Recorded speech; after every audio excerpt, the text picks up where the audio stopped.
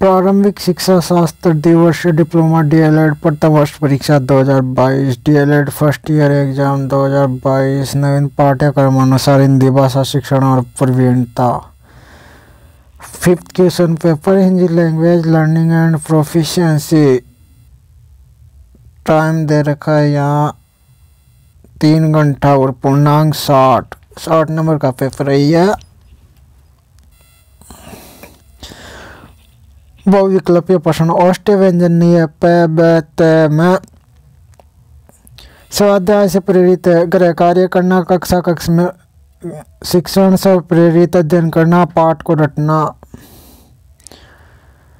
भाषा का मानकीकरण किया जाता है एक रूपता के लिए, तकनीकी कारणों से, सरलता के लिए, भाषा में बदलाव के लिए। भाषा सहायक होती है बच्चे के व्यक्तित्व विकास में, अन्य विषय के शिक्षण में, बच्चे के सामाजिकरण में उपयोग सभी। हाड़ौती बोली किन जिलों में बोली जाती है? देवनागरी लिपि में कौन कौन सी भाषाएं लिखी जाती है? समास किसे कहते हैं तथा समास के कितने भेद होते हैं? राजस्थान के किलों को विश्व विरासत का दर्जा किसने कब कहाँ दिया? राजस्थानी साहित्य अकादमी उदयपुर द्वारा कौन सी पत्रिका प्रकाशित की जाती है?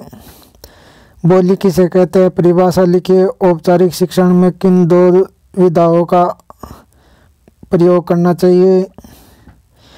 गुण संधि की परिभाषा देते हुए इसके 2 उदाहरण लिखिए। बच्चों की भाषिक क्षमता के विकास में बाल साहित्य का क्या महत्व है?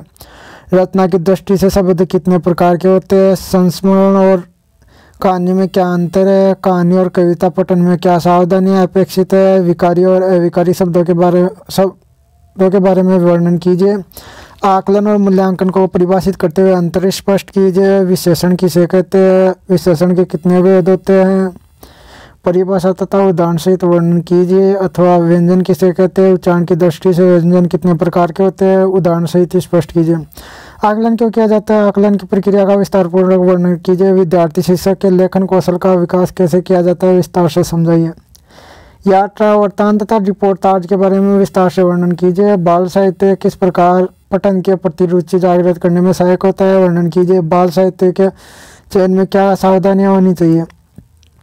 निम्न लेखों को स्पष्ट कीजिए। उनके लेखन में ध्यान देने योग्य दोनों बिंदुओं का वर्णन करिए। विवरणात्मक लेख, वर्णनात्मक लेख। अथवा भाषा की मुख्य विधाओं, शैली का स्वरूपगत विशेषताओं का वर्णन कीजिए तथा भाषा को सुनकर समझने में सहायक प्रमुख बिंदुओं का विस्तारपूर्वक वर्णन कीजिए।